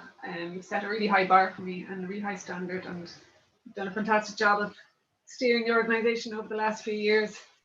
I won't lie, I'm slightly terrified of the prospect, but mostly I'm hugely honoured to become president. It's an organisation I've always admired. It's always struck me that everyone involved in the organisation has always demonstrated high levels of high performance and high standards ever since I became involved with the organisation as an athlete about 20 years ago now. So anyone I've met over that time, from staff, board members, coaches, volunteers, everyone has been passionate about parasport, and they're always athlete focused and always determined to do the best for our athletes. So hopefully moving forward, we can harness that passion together, and it's an increasingly challenging, high performance, competitive environment out there now. So hopefully we can work together and change and move forward to continue the amazing success that Paralympics have delivered over the past 20 years. Parasport is, as I said, it's increasingly competitive, and it's accelerating and moving forward at an incredible speed. And I look forward to working with everyone, including our dedicated staff, the board, the new board members in particular. Congratulations, Lisa and Dennis, working with Sport Ireland and you, all our members, to ensure that our athletes continue to perform in the environment on a world stage. and that no athlete is left behind. All our para-athletes deserve the best of support, and they have been receiving that. Me personally, I have a particular interest in ensuring that athletes with high support needs are not left behind in this rapidly changing high performance environment. So I look forward to working with our great team, our new board, and all of you members to ensure that all our para-athletes, irrespective of their classification, receive the equal support, the equal recognition, and the equal exposure that they all deserve, irrespective of their classification, as I said, but also irrespective of their disability. So hopefully over the next busy few months, I'll get to know all of you better and improve our relationship over the next few months and years while we head straight into Tokyo and quickly into Paris so that we can deliver that success together. I briefly mentioned John earlier. He's been a great support to me and a mentor to me for over the past number of years. He's dedicated a huge part of his life to sport, and any organisation that he works with in the future will be lucky to have him on board and have him on their side. I wish him all the best, and I also would like to thank Maria and Brendan for their work on the board. Now that they're stepping down, they've been a huge influence on me, and I've learned a huge amount from both of them. And I'll be keeping their numbers, as well as John's number in my phone on speed dial, so I can get all the advice I can from them. So with that, I'm going to pass over to Mairead to say a few words, and I'll close the meeting shortly.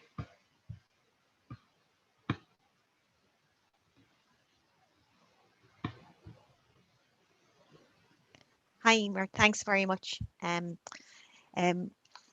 Sorry, just there we go. Today I've been given the honor by our outgoing president, John. John is not only stepping down today as our president, but it also marks the end of a continuous cycle of over 35 years in the Paralympic family. And I think it's really, it's a special day because it has been a continuous cycle. John, since he started in his sports club in Limerick, which was a really, really strong and supportive club, John has been involved with in sport. His debut came in 1990, and his wheelchair racing career saw John represent Ireland at 4 consecutive Paralympic Games. From Barcelona in 92 to Athens in 2004. And John actually reached the finals in 3 of these games, so which is an absolutely amazing achievement. At his first games, he marked his cards with Anne Ebbs. Now, some might say it had nothing to do with his speed on track. Some might say it had to do with his involvement with the Paralympic flag, but that's another story for another day. John's glory day came in 2003 when he was crowned double European champion over the 100 meters and 200 meters. And it is an amazing achievement and a career high for anybody who was involved with John. And it was a super, super proud day for all of us on that Irish athletics team. Throughout his racing career, John has always worked hard and made real sacrifices that only athletes can understand. He's pushed limits, he's broken down barriers for inclusion, and he has given it 110%, whilst retaining his high standards and winning the respect of his teammates and competitors alike. John retired from racing in 2004. This passion for Paralympics continued, and he moved into his role as Communications Officer for Paralympics Ireland and provided invaluable support to many Irish teams. John's association with the board began in 2007, and throughout this time, his dedication and passion for the Irish Paralympic during his tenure as president, the organisation through lots of change. We welcomed a new CEO in Miriam and several other new staff members. One of John's key aims as the president was to set up board subcommittees to support the work of the team. He set up new subcommittees for audit and risk, governance, strategy, recruitment, high performance, and all of these have been working away in tandem with the board to achieve the best for Paralympics Ireland. And in this last year of his presidency, he has steered the organisation through the Paralympic Games cancellation, which has never happened before, and this global pandemic. John's strong belief in inclusion and equal rights for people with disability transcends all aspects of society. And we in the Paralympics Ireland family are so lucky to have John fighting our corner during this time. John's journey is a wonderful example of how you can start on a path with sport, and throughout your career, that journey can take you all sorts of places. And I don't mean just all over the world. When you look back over the last 35 years of involvement, you can be really proud of what you have achieved, John. And I think I can safely say, I know I am.